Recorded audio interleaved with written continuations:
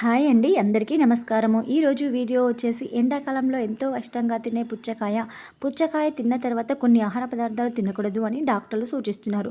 ఆ ఆహార పదార్థాలు ఏంటో ఈ వీడియోలో తెలుసుకోబోతున్నాం. ఈ వీడియోలోకి వెళ్లే ముందు ఈ ఛానల్ని ఇంతవరకు సబ్స్క్రైబ్ చేయని వాళ్ళు సబ్స్క్రైబ్ చేసి సపోర్ట్ చేయగలరు. వేసవిలో పుచ్చకాయ అందరూ తింటారు, అయితే పుచ్చకాయ తిన్న తర్వాత మాత్రం కొన్ని ఫుడ్స్ అస్సలు తినకూడదంట. అవేంటో చూద్దాం. ఎండాకాలం వచ్చింది అంటే చాలు ఆ వేడిని తట్టుకోవడానికి అందరూ పుచ్చకాయ తింటూ ఉంటారు.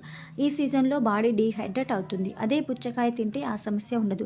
ఎందుకంటే పుచ్చకాయలో నీటి శాతం చాలా ఎక్కువగా ఉంటుంది కాబట్టి ఆరోగ్యానికి చాలా మంచిది. మన శరీరానికి హైడ్రేటెడ్గా ఉంచడంతో పాటు కూల్గా కూడా ఉంచుతుంది. వేసవి తాపం నుంచి ఉపశమనం కూడా కలిగిస్తుంది. అయితే ఈ పుచ్చకాయ తిన్న తర్వాత కొన్ని రకాల పదార్థాలు తినకూడదు.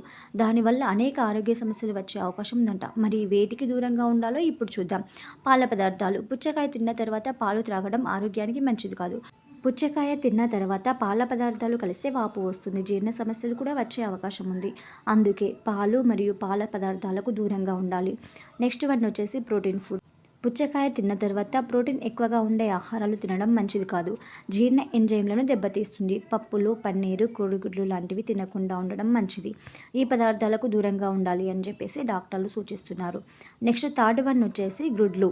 పుచ్చకాయ తిన్న తర్వాత కోడిగుడ్లు అస్సలు తినకూడదు. రెండు కలిపి తీసుకుంటే కడుపు ఉబ్బరము, మలబద్ధకం వస్తాయి. వేసవిలో ఆరోగ్యంగా ఉండాలి అంటే పుచ్చకాయ తినాలి. తిన్న తర్వాత కోడిగుడ్లు, ప్రోటీన్లు, పాల పదార్థాలు వంటివి తినకుండా ఉండడం మంచిది అని డాక్టర్లు చెబుతున్నారు. ఇదండి ఈరోజు వీడియో. ఈ వీడియో కనుక మీకు నచ్చినట్లయితే లైక్ చేయండి, షేర్ చేయండి, జై శ్రీరామ్ అని కామెంట్ చేయండి. మరొక మంచి వీడియోతో మళ్ళీ కలుద్దాం. Thank you.